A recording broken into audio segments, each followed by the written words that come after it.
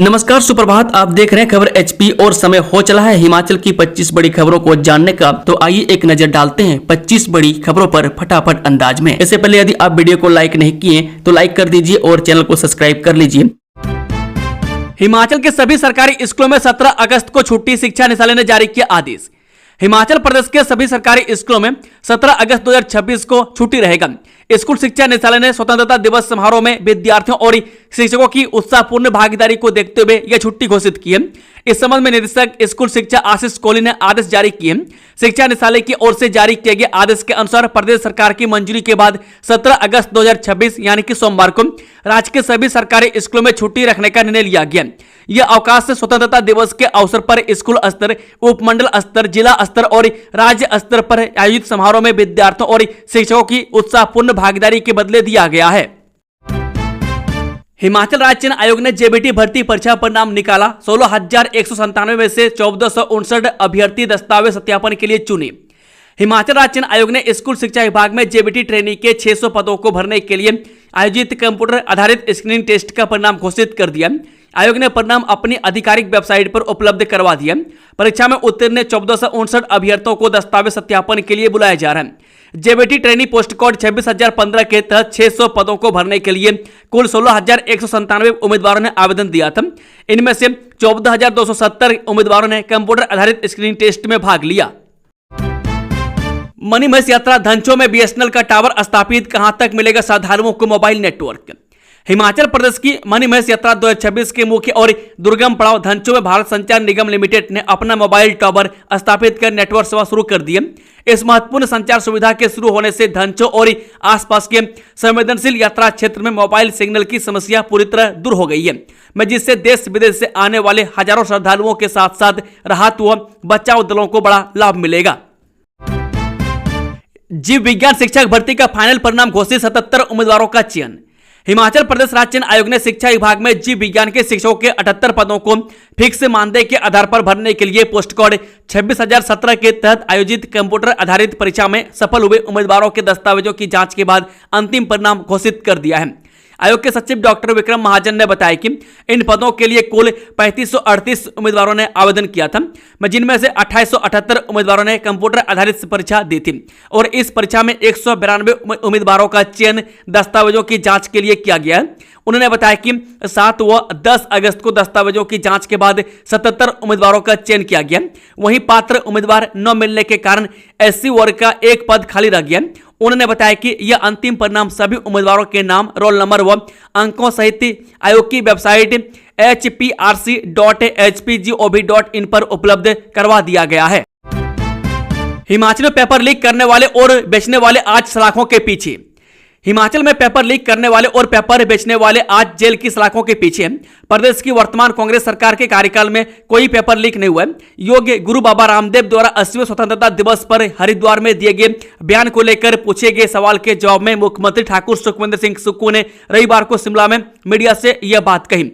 उन्होंने अनौपचारिक बातचीत में कहा कि बाबा रामदेव ने यदि कोई टिप्पणी की है तो कुछ न कुछ गलत बात होगी। हिमाचल में तो पेपर लीक करने वाले और बचने वाले सलाखों के पीछे है। 19 अगस्त को ऊना में जन शिकायत के निवारण समिति की बैठक की अध्यक्षता करेंगे उप मुख्यमंत्री। उप मुख्यमंत्री मुकेश अग्निहोत्री 19 अगस्त को जिला परिषद सभागार ऊना में आयोजित जिला स्तरीय जन शिकायत निवारण समिति की बैठक की अध्यक्षता करेंगे। बैठक प्रातः 11 बजे शुरू होगी। उपायुक्त जतिन लाल ने सभी विभागों के अधिकारियों को जन शिकायतों के निवारण से संबंधित अध्ययन जानकारी और प्रगति रिपोर्ट सहित बैठक में समय पर उपस्थित होने के निर्देश दिए हैं। चंबा में भूकंप के झटके, रिक्टर पैमाने पर 2.6 दर्ज की गई तीव्रता। हिमाचल प्रदेश के जिला चंबा में रविवार तड़के भूकंप के हल्के झटके महसूस किए गए। राष्ट्रीय भूकंप विज्ञान केंद्र के अनुसार यह भूकंप 16 अगस्त की सुबह 5:04 पर आया। रिक्टर पैमाने पर भूकंप की तीव्रता 2.6 मापी गई, जिसका केंद्र जमीन से 9 किलोमीटर की गहराई पर था। कम तीव्रता का भूकंप होने के कारण क्षेत्र में किसी भी प्रकार के जान माल के नुकसान की कोई सूचना नहीं है। प्रशासन द्वारा स्थिति पर नजर रखी जा रही है। अब नहीं बिछड़ेंगे अपने मणिमहेश यात्रा में पहली बार मोबाइल नेटवर्क सुविधा, बीएसएनएल ने धनचो में लगाया 4G टावर। मनी महेश यात्रा 2026 के दौरान देश विदेश से आने वाले श्रद्धालुओं को बेहतर मोबाइल नेटवर्क एवं संचार सुविधा उपलब्ध करवाने तथा यात्रा को सुरक्षित, सुगम व सुविधाजनक बनाने की दिशा में भरमौर प्रशासन द्वारा एक महत्वपूर्ण पहल की गई है। अतिरिक्त जिला दंडाधिकारी भरमौर विकास शर्मा के विशेष प्रयासों, निरंतर पहल एवं प्रभावी समन्वय के परिणाम स्वरूप मनी महेश मार्ग पर धनचो में बीएसएनएल का मोबाइल टावर स्थापित कर मोबाइल नेटवर्क सेवा शुरू कर दी गई है। बता दें कि टावर वर्तमान में पूर्ण रूप से कार्यशील है, जिससे धनचो तथा इसके आसपास के यात्रा क्षेत्र में मोबाइल सिग्नल एवं संचार सुविधा में महत्वपूर्ण सुधार हुआ है। चंबा के तीसा क्षेत्र को मिली बड़ी सौगात। मुकेश अग्निहोत्री ने 27 करोड़ 54 लाख रुपए की विकास योजनाओं का किया उद्घाटन एवं लोकार्पण। उप मुख्यमंत्री मुकेश अग्निहोत्री ने शनिवार को चंबा जिला के तीसा क्षेत्र को जल शक्ति विभाग की 27 करोड़ 54 लाख रुपए की विभिन्न विकास योजनाओं की सौगात दी। उन्होंने संगुआ में गुनु घराट से पुखरोटू उठाऊ पेयजल योजना, ग्राम पंचायत लुसोई में पेयजल योजनाओं के पुनर्निर्माण एवं संवर्धन कार्य तथा भंजराडू में जल शक्ति मंडल तीसा के नवनिर्मित कार्यालय भवन का उद्घाटन एवं शिलान्यास किया। बच्चों की मांग पर बना स्कूल अब प्रियंका गांधी करेंगी उद्घाटन, सीएम सुक्खू बोले निजी दौरा।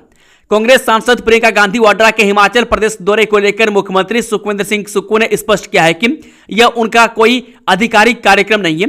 मुख्यमंत्री ने कहा कि प्रियंका गांधी निजी दौरे पर हिमाचल आई है और इसी दौरान वह एक स्कूल भवन का उद्घाटन करेंगी।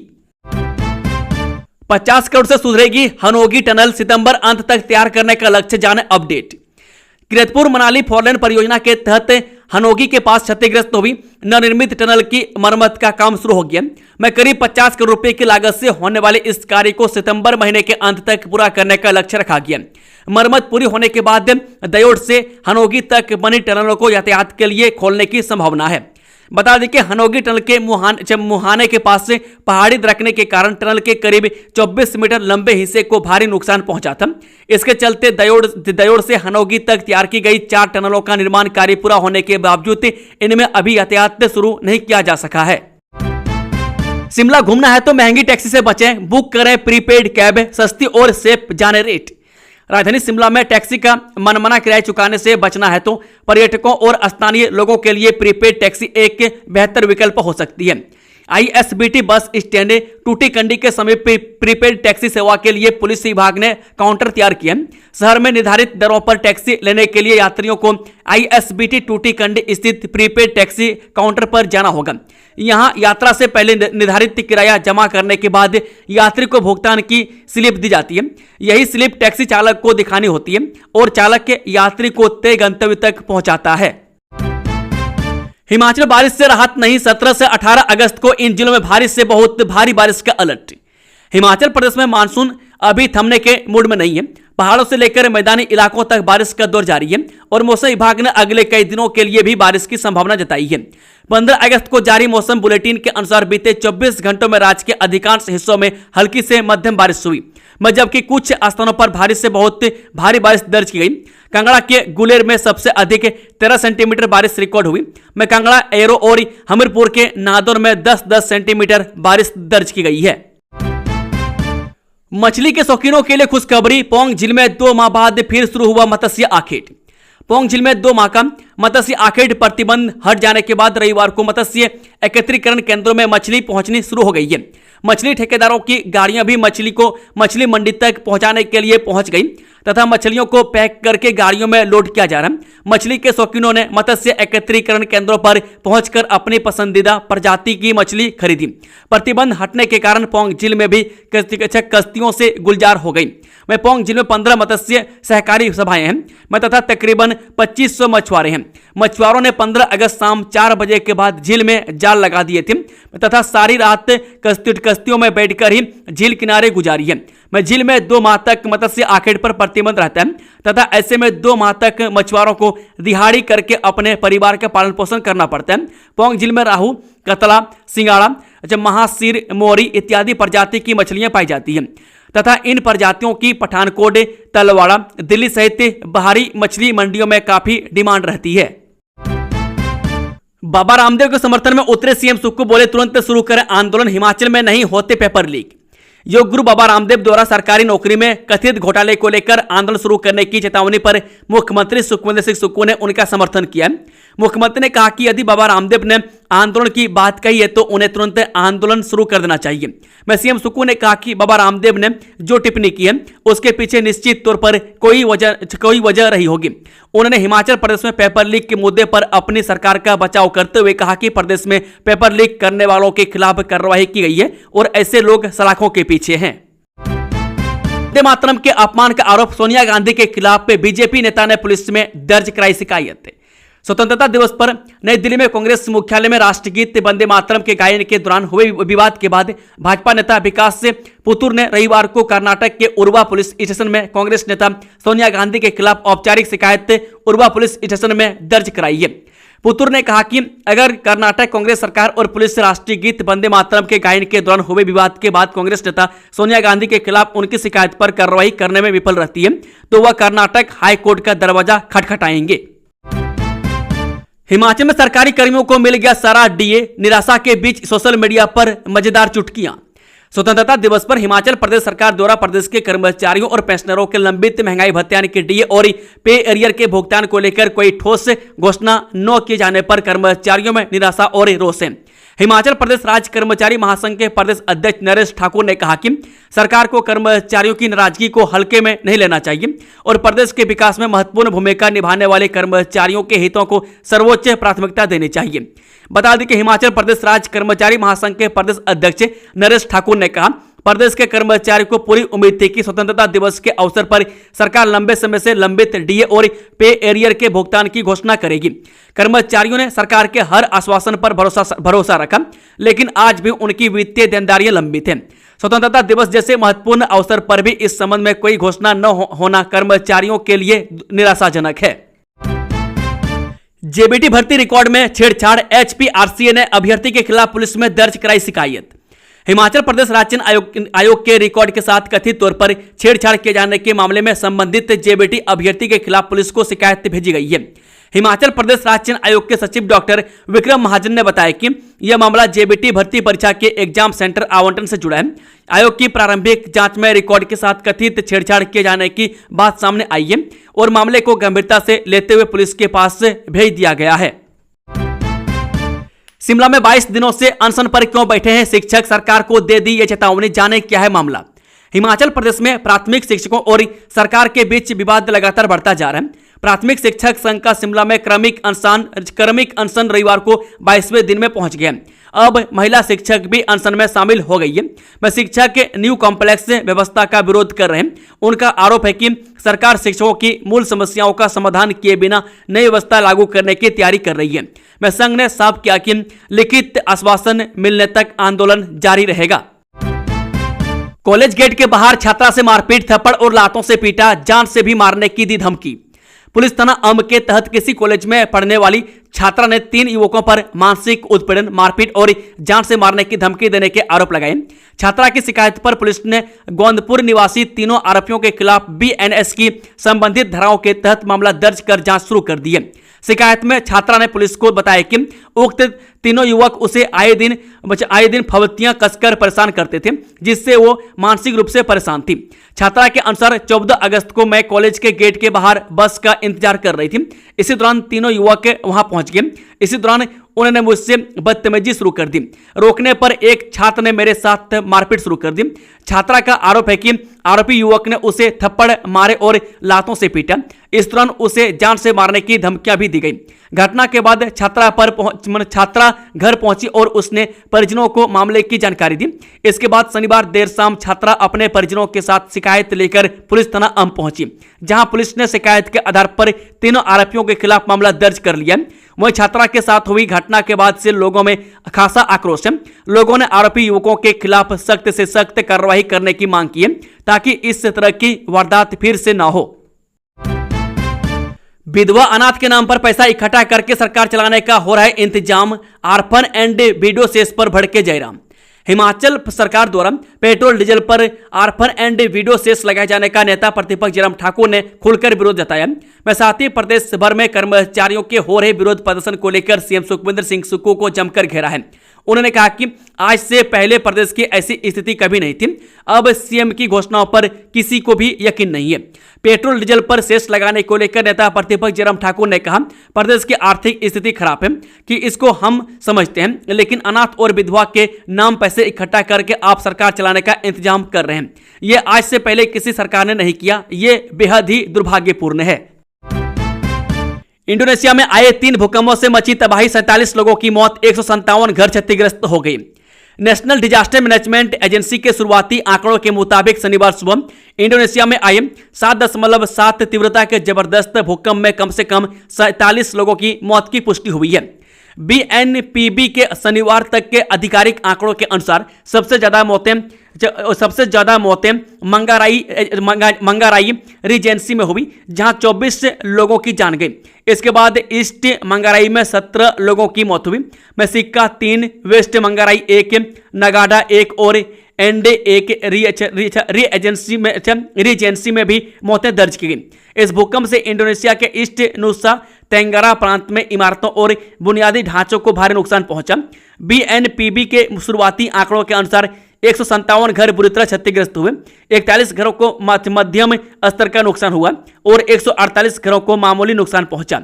महत्वपूर्ण सार्वजनिक के बुनियादी ढांचे पर भी असर पड़ा है, जिसमें 87 शिक्षण संस्थान, 18 स्वास्थ्य केंद्र, 6 प्रशासनिक कार्यालय और 5 पूजा स्थल शामिल हैं। चंद्रखनी की ओर ट्रैकिंग पर गया झारखंड का युवक लापता। चंद्रखनी की ओर ट्रैकिंग पर गया झारखंड का युवक लापता हो गया। पुलिस ने उसकी तलाश शुरू कर दी है। पुलिस के अनुसार थाना पतली कुहल के अंतर्गत डीपीसीआर कुल्लू से मिली जानकारी के अनुसार सुकांत कुमार गुइन पुत्र सुबीर कुमार गुइन निवासी वार्ड नंबर 13 लोहा पट्टी गढ़वा झारखंड चंद्रखनी ट्रैक पर गया था। जानकारी के मुताबिक पिछले 4 दिनों से उससे कोई संपर्क नहीं हो पाया। पुलिस द्वारा उक्त व्यक्ति की तलाश की जा रही है। एसपी अभिषेक शेखर ने कहा कि लापता चल रहे युवक को ढूंढने के लिए टीम भेजी गई है। बोर्ड परीक्षाओं के लिए ऑनलाइन आवेदन प्रक्रिया शुरू, 30 सितंबर तक भर सकेंगे फॉर्म। हिमाचल प्रदेश स्कूल शिक्षा बोर्ड ने परीक्षा व्यवस्था को और अधिक पारदर्शी, निष्पक्ष और आधुनिक बनाने की दिशा में अहम कदम उठाए। शैक्षणिक सत्र 2026-27 के तहत मार्च 2027 में आयोजित होने वाली नियमित परीक्षाओं के लिए परीक्षा केंद्रों के प्राधिकरण और नवीनीकरण की प्रक्रिया को ऑनलाइन कर दिया गया। इसके तहत प्रदेश भर के शिक्षण संस्थानों से निर्धारित समय सीमा के भीतर ऑनलाइन आवेदन मांगे गए हैं। जो विद्यालय अपने संस्थान को परीक्षा केंद्र के रूप में बरकरार रखना चाहते हैं, वे 1 से 30 सितंबर तक बोर्ड की वेबसाइट पर सामान्य शुल्क के साथ ऑनलाइन आवेदन कर सकते हैं। मानसून ने हिमाचल में मचाई तबाही, 118 सड़कें बंद, नुकसान 972 करोड़ के पार, 79 मौतें। हिमाचल प्रदेश में मानसून का कहर थमने का नाम नहीं ले रहा है। लगातार बारिश से पहाड़ी जिलों में सड़कें बंद होने, बिजली आपूर्ति बाधित होने और पेयजल योजनाओं के प्रभावित होने का सिलसिला जारी है। राज्य आपातकालीन संचालन केंद्र की 16 अगस्त सुबह 10 बजे की रिपोर्ट के मुताबिक पिछले 24 घंटे में प्रदेश में 118 सड़कें बंद, 19 से बिजली ट्रांसफार्मर बाधित और 216 पेयजल योजनाएं प्रभावित हुई है। एक दिन पहले शाम की रिपोर्ट में बंद सड़कों की संख्या 103 थी, यानी कुछ ही घंटों में 15 और सड़कें प्रभावित हो गई। संसद के अंदर ठप कामकाज, बाहर सड़कों पर सियासी तूफान, 25 दिनों तक चले मानसून सत्र का पूरा हिसाब किताब। इस बार संसद का मानसून सत्र कई मायनों में बेहद अनूठा और विरोधाभास के नाम रहा। ऐसा लगा मानो 25 दिनों तक संसद की कार्यवाही 2 अलग अलग दुनिया में चल रही हो। एक तरफ संसद के भीतर बार बार हंगामा, नारेबाजी और बैठकों का स्थगित होना जारी रहा, वहीं दूसरी तरफ संसद के बाहर और परिसरों में राजनीति पूरी उफान पर थी। बता दें कि कहीं छात्र सड़कों पर उतरे तो कहीं विपक्षी नेताओं ने अनोखे प्रदर्शन किए। ऐसे में सवाल ये खड़ा हो रहा है कि आखिर इस बार संसद के मानसून सत्र के 25 दिनों की कार्यवाही में क्या क्या हुआ। शौचालय और बिजली से सेमीकंडक्टर, एआई और परमाणु ऊर्जा तक के पीएम मोदी के भाषणों में दिखी भारत के विकास की बदलती तस्वीर। किसी देश की विकास यात्रा को आंकड़ों और योजनाओं के अलावा उसके राजनीतिक नेतृत्व की प्राथमिकताओं से भी समझा जा सकता है। प्रधानमंत्री मोदी के स्वतंत्रता दिवस के भाषण इस लिहाज से एक दिलचस्प दस्तावेज है। पिछले 1 दशक के भाषणों को साथ रखकर देखें तो भारत की बदलती जरूरतों और बढ़ती महत्वाकांक्षाओं की तस्वीर दिखाई देती है। जनता माफ नहीं करेगी सोनिया का पाप, शर्म बची है तो माफी मांगे कांग्रेस से, वंदे मातरम विवाद पर बोले अमित शाह। स्वतंत्रता दिवस पर वंदे मातरम के अपमान को लेकर हो रही कांग्रेस की किरकिरी के बीच गृह मंत्री अमित शाह ने भी इस मुद्दे को अब जनता के बीच अपने तीखे तेवर के साथ उठाया है। पूर्व प्रधानमंत्री अटल बिहारी वाजपेयी की पुण्यतिथि पर राजस्थान के चित्तौड़गढ़ में उनकी प्रतिमा का अनावरण करते हुए अमित शाह ने याद दिलाया कि स्वतंत्रता के 80 वर्ष बाद पहली बार लाल किले की प्राचीर से वंदे मातरम का गाना हुआ, लेकिन कांग्रेस की निर्लजता देखिए कि कांग्रेस मुख्यालय में जब वंदे मातरम का गाना हो रहा था तो सोनिया गांधी ने कांग्रेस अध्यक्ष को गान रोकने के लिए कहा। नई पीढ़ी को नशे से दूर रखने के लिए यूजीसी अब शुरू करेगी कोर्स, से मिलेंगे 2 क्रेडिट अंक। नई पीढ़ी को नशे से दूर रखने और देश को नशा मुक्त बनाने को लेकर केंद्र सरकार की चौतरफा मुहिम में अब विश्वविद्यालय अनुदान आयोग यानी कि यूजीसी भी हाथ बटाएगा। इसे लेकर उसने स्नातक व परास्नातक स्तर के लिए अब एक कोर्स शुरू करने का फैसला लिया जो 2 क्रेडिट अंकों का होगा, में जो किसी भी विषय के स्नातक या परास्नातक कोर्सों के साथ पढ़ाया जा सकेगा।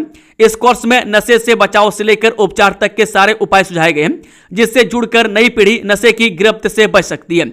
यूजीसी ने नशीले पदार्थों के दुरुपयोग की रोकथाम व प्रबंधन नाम से प्रस्तावित इस कोर्स का एक मॉडल मसौदा जारी किया है। अब जेनजी से भी जुड़ेगी विद्यार्थी परिषद, भाजपा ने बनाई नई रणनीति। परीक्षाओं में अनियमितताएं होती जा रही थी और छात्रों के बीच इसे लेकर नाराजगी घर करती जा रही थी। कांग्रेस जनता पार्टी को मंच मिला तो छात्रों की भावनाओं ने आंदोलन का रूप ले लिया। यह दूसरा पहलू हो सकता है कि इस आंदोलन को प्रचारित करने के पीछे क्या राजनीतिक और तकनीकी हथकंडे थे, लेकिन भाजपा अब इसे लेकर जरूर गंभीर चिंतन में है कि पहले की तुलना में कहीं अधिक मुखर इस किशोर पीढ़ी के मुद्दों और भावनाओं को नजरअंदाज नहीं किया जा सकता। दोस्तों, खबरों का सिलसिला समाप्त होता है। अगर जानकारी पसंद आई हो तो वीडियो को लाइक, शेयर, चैनल को सब्सक्राइब जरूर कर लें। Thank you, all the best, जय हिंद, जय भारत, वंदे मातरम।